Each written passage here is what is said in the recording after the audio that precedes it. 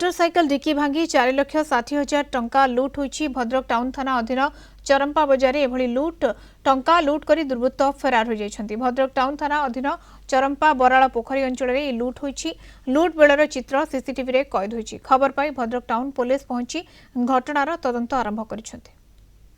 Check उठे Nirupama jewellery भाया गोटे अच्छी तांकर दुकान से 4,60,000 उठे सेठी गनी तापर बैग रखनी मुझे आउ गोटे बैग दे हाँ से बैग गड़े कि डिग्री रखिकी सोर आसिली भद्रक चरंपार ओल्ल ना कौटी देखनी गोटे कुड़िया होगा मो पुओ जाभियर पढ़े नहीं आसमी मुझे ये गोटे जेरेस करदेमी सम्राट स्टूडियो पाखे गाड़ीटा रखिकी दुआर मुह पर्यंत आसी ये भाई थे मोर मन होता मुझे गाड़ी पाखे थाऊनी भावुनी कहमी बोली कहनी ना आती भितर सी डिग्गी खोलिकी भांगी ना उठे उपाड़ी देगी से बैग धरिकी से 4,60,000 टंका चंपट मारले। मार्केट जाम अच्छी से दादा जनक आसिले आसिक सम्राट स्टूडियो सामने गाड़ी रखिले रखिकी जाइए गाड़ी पैसा काढ़ी नहीं पड़े 4 लाख ऊर्ध्व थिला बोली कहते से बारंबार तो चरंपार जो ये घटना घटुची मुझे बेसिक जो सार अच्छा मनोज सार को